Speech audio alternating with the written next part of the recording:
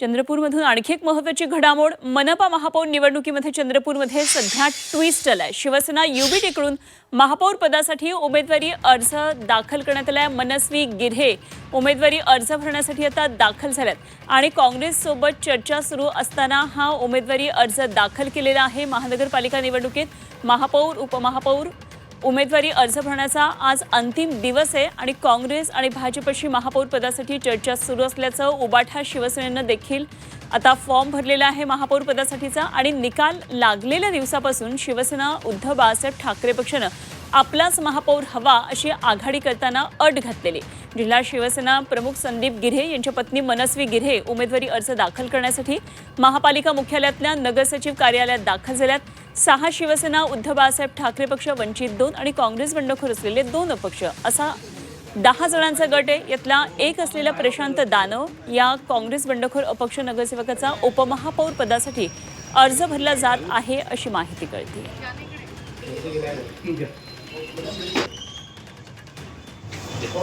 तर आज चंद्रपूरमध्ये महानगरपालिकेत महापौर पदासाठी वेगवेगळ्या घडामोडी आपल्याला घडताना पाहायला मिळतात. एकतर काँग्रेसमध्ये 2 गट पडलेले आहेत. धानोरकर गट आणि त्याचप्रमाणे वडेट्टीवार गटाचे जे नगरसेवक आहेत ते दोघे जण वेगवेगळ्या पद्धतीने आले. त्याचप्रमाणे दुसरी महत्त्वाची घडामोड घडली ती म्हणजे भाजपनं सुद्धा महापौर पदासाठी उपमहापौर पदासाठी आता अर्ज दाखल केलेले आहेत. खरं तर सगळ्यात मोठा पक्ष म्हणून काँग्रेस आलेला आहे. मात्र महापौर पदासाठी गणिताची जुळवाजुळव करताना उद्धव बाळासाहेब ठाकरे पक्षाबरोबर त्यांनी संगनमत केलेलं आहे. तर इकडे उद्धव बाळासाहेब ठाकरे पक्षाच्या 2 नगरसेवकांनी महापौर आणि उपमहापौर पदासाठी अर्ज केलेले आहेत.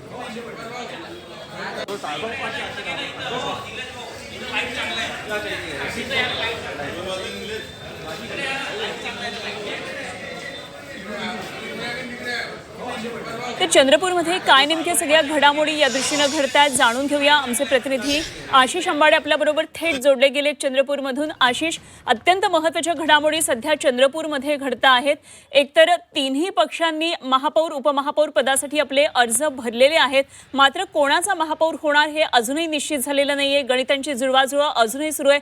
भाजपचे सुद्धा आटोकाट प्रयत्न चालू असलेले दिसत आहेत. आता संपूर्ण राज्याचं लक्ष खरं तर मुंबई आणि चंद्रपूर आणि त्यातही विशेषतः चंद्रपूरकडे लागलेले आहे. निश्चितपणे आपण सांगताय ते बरोबर आहे. चंद्रपूरमध्ये सर्वच पक्ष एकमेकांवर दबावाचं राजकारण करत आहे.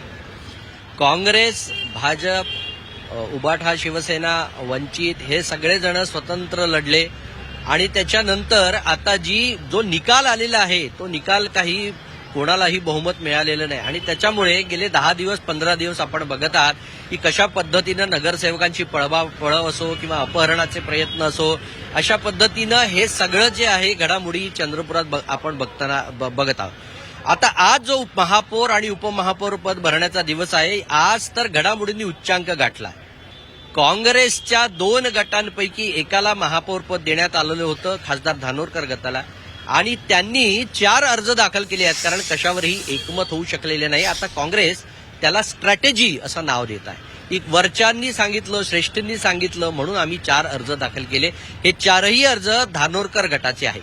उपमहापौर पदाच्या निवडणुकीमध्ये सुद्धा काँग्रेसच्या अंतर्गत 2 घडामोडी लक्षात आलेल्या आहेत. एक, वडेट्टीवार गटाचे वसंत देशमुख हे नागपूरहून चंद्रपुरात आले, त्यांनी उमेदवारी अर्ज दाखल केला. दुसरीकडे उपमहापौर पदासाठीच ही नवी घडामोड अशी आहे की राहुल चौधरी हे धानोरकर गटाचे जे नगरसेवक आहेत त्यांनीही उमेदवारी अर्ज दाखल केलेला आहे. त्यामुळे त्यातही ट्विस्ट आहे. उबाठा शिवसेना जी पहिल्या दिवसापासून मलाच महापौर हवा असं सांगत होती त्यांनी महापौर पदासाठी अर्ज दाखल केला. मात्र आपला जो गट त्यांनी स्थापन केलेला आहे त्याच्यापैकी जे अपेक्ष उमेदवार आहेत प्रशांत दानव त्यांनीही उमेदवारी अर्ज दाखल केलेला आहे. भाजपनं संतुलन साधण्याचा प्रयत्न केला आहे. महापौर पदाचा जो उमेदवार आहे संगीता खांडेकर तो आमदार मुनगंटीवार यांच्या गटाचा देण्यात आलेला आहे.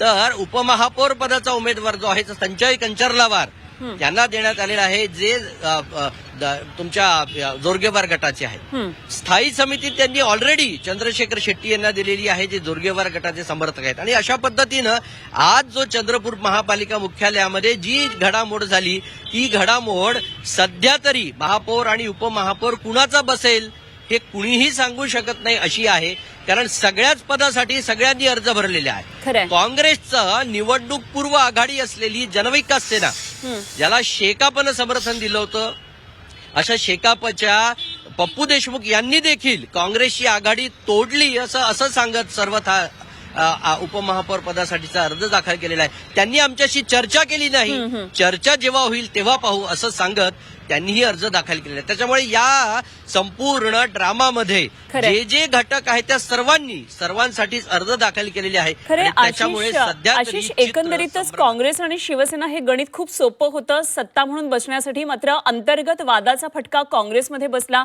आणि त्यामुळे जे सहज सोपं दिसणारं सगळं गणित होतं ते काही साधता आलं नाही. हे सगळ्यात पहिली महत्वाची गोष्ट. त्यामुळे आजचा दिवस आता पुढे कसा जातो आहे हे बघणं खूप महत्वाचं आहे आणि अखेर महापौर उपमहापौरपदी कोणाच्या नावावर शिक्कामोर्तब होतं आहे ते पाहणं खूप गरजेचं ठरणार आहे. तुर्तास धन्यवाद दिलेल्या सगळ्या सविस्तर माहितीसाठी.